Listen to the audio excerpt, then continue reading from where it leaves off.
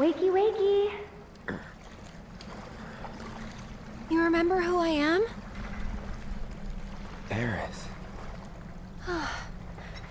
It's good to have you back, Cloud.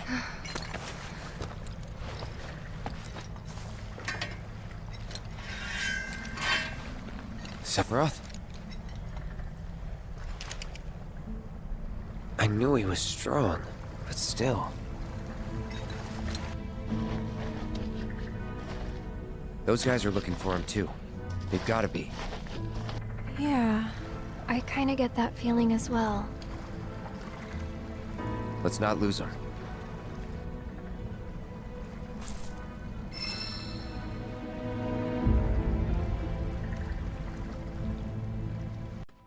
So we are on Sephiroth's trail here, and he appeared before us when we were fighting the giant snake, and Cloud was about to be killed, and, well, we didn't quite see how Cloud survived, but Sephiroth killed the snake.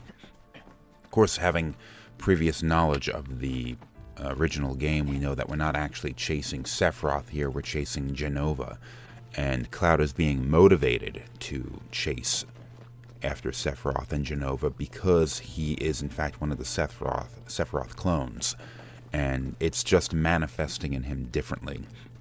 But he is still being motivated to do Sephiroth's bidding, the same as the barely conscious zombies are.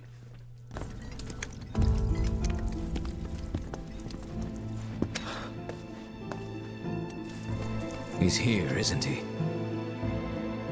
I don't know. Well, monsters sure are. No doubt. Monsters we can handle. We've dealt with worse. That's easy for you to say. You fought the worst for a living. Not us, though. Yeah, good point. You mind taking the lead, Merc? For 2,000. Enough for her standard course twice, right? Her what now? Ask him. Cloud? Forget it. You guys need to focus. Wasn't all that long ago that this place was a working Mythrl mine. Y'all know about Mythrl, right? Not anything specific, no. It's pretty tough. And beautiful besides. Right on both counts. But what you might not realize is just how rare it is. Never been found outside of these caves, in fact. And I ought to know. Worked in a mine myself back in the day. Hard not to learn about the life when you live in it. Should we pick up a few souvenirs then? We could, but probably not worth it. Shinra's been churning out stuff made with more durable alloys for years now. Even got that signature Mythrl sheen and everything. Probably refined with materia too. Look at you, Mr. Shinra expert. They're doing something different here than they did in the original game, just delaying it a little bit. By the time the group had left Midgar, basically the leadership had coalesced around, underneath of Cloud. He was the leader of the group, and he was the one that was leading the charge, basically. And it was basically like, well, Barrett realized that he wasn't really the leader he thought he was. Aerith suggested that Cloud take the lead, and he did. And they continued to follow him, even after his behavior became more erratic and, in fact, dangerous. In fact, they even continued to follow him after he lost his mind and attacked Aerith. So there was something of a level of trust that they had developed for him by that point. But even as far as the start of this game goes, Barrett was still essentially acting as though the leader. But we're starting to see a shift in that now. The other members of Avalanche, Aerith included in Red 13, even Barrett and Tifa, who are known to be pretty capable fighters, are pointing out the fact that, like, yeah, well, Cloud is a soldier. He was the one that was trained to fight the best, and he was trained to be a fighter and all that kind of stuff, and none of them really were.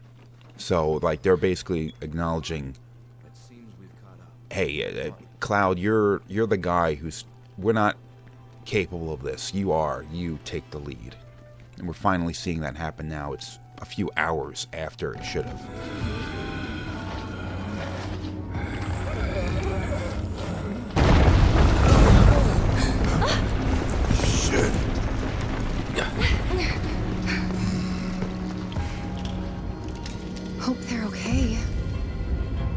Yeah. But if not, nothing we can do. Right.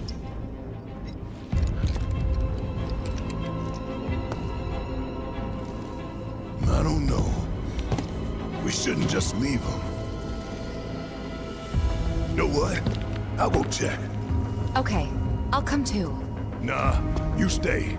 I know what I'm doing down here. You don't. Last thing we need is you getting hurt on us. I'll accompany him.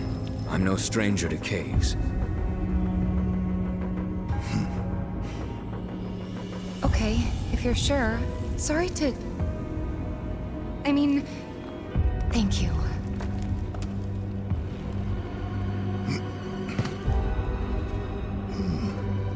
You keep track of the other robes now, you hear? Of course.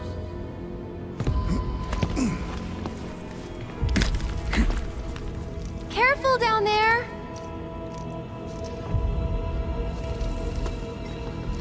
The fact that they expanded this game so much does give so many little opportunities for the characters to have these tiny little instances of interaction, to really have parts of their personality come out that you didn't really get to see that many opportunities of in the first game, because the characters didn't interact with each other nearly as much as you're seeing them do here. So what we saw there was a couple of Sephiroth clones fall, and Tifa is an empathetic person, and she doesn't like hurting people, even though she was a member of a eco-terrorist group that set bombs off in power plants. She always had reservations about doing it because she just didn't want to see people get hurt. There's also the fact that she had that guy living next door to her that she was more or less taking care of, and he was very... he was a Sephiroth clone, and I mean, she didn't know that, but she's seeing these people who were very much in the same kind of trance that he did. And she took care of that guy, and she had to defend him against Cloud when he pulled his sword on him and everything like that. So she's seeing these people fall and potentially die or get hurt. And she is like, oh, well, we should... I hope they're okay. And Cloud is disconnected from that emotional side of her. He is... I don't know if he can tell that it was bothering her or not, but he's just like, well, there's nothing we can do. Maybe he seemed like he didn't understand that it was bothering her. Barrett, on the other hand, who, whether either of them realize it or not, does know Tifa, knows Tifa better than Cloud does. And he sees that it's bothering her, and he's like, okay, I'll go and check on him. And then Tifa's immediately peps up. It's like, okay, I'll go with you. And he's like, no. You don't know your way around here. You're, like, it's dangerous. I'll go. And Red 13, like, says he knows caves also, so he goes too. And then she's like, sort of apologizes for him having to do this for her. Then she realized, like, no, don't apologize to him. Just thank him for it. So it's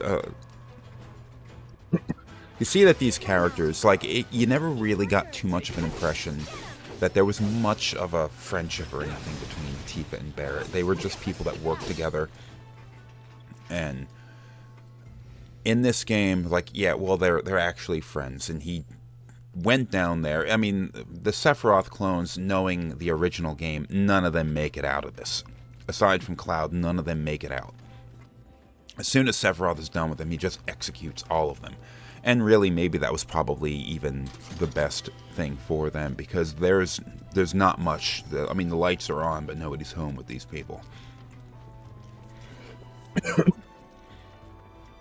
So, I mean, but like, Tifa doesn't know that, and Cloud doesn't know that. Nobody knows that these people are irredeemable or can't be saved. So it's like, oh, well, these people, Barrett just did it because he knew it was bothering Tifa. So it's a little bit of extra character detail, interactions between the characters that add a little bit of extra variety to the game. It also gives an opportunity to split the group up, because I had mentioned in the previous episode that I liked how they had the entire party tracking with you. So it's not just the Cloud and the two that are fighting us alongside him. You have all of the characters with you. But you do on occasion want to split the group up a little bit, put them in different places. And they did that a few times in the original game, especially during the Midgar section. So, you know, have the party with you, but occasionally, you know, split them up. They don't all need to be in the same place all the time. It also forces you to use different characters. Now, I so far have not seen much value in having Aerith in the party. She plays differently than she did in the original game, and she is less of a... She seems to be less of a damage dealer with her staff, her normal attacks, than she was in the original game, or than in Remake. And puts her a little bit more in line with the way the character worked in the actual Final Fantasy VII, where she was the only character that really seemed to have a character class as being more of a caster. I mean, she's wearing red, so she maybe thinks she's a red mage. She was by default placed in the back row, and she's definitely more based around the idea of having a casting character. She had the highest magic. It wasn't that much of a focus, unlike Final Fantasy VI or IX, where there was very defined classes for the characters or jobs. But she, as far as that game went, she was the most defined character. So they're sort of pushing her, it seems anyway, I could just be playing her wrong, but it seems like they're kind of pushing her in that caster role again, and giving her a little bit of a specific way that you have to play her, relying more on magic. A lot of her abilities, like that giant flower that she plants on the ground, if you're standing inside of it, you can cast 2 magic spells instead of 1, and that's what you're supposed to do with her. The problem I'm having with her, and that'd be fine. Red mages, black mages, white mages, I think they serve their purpose.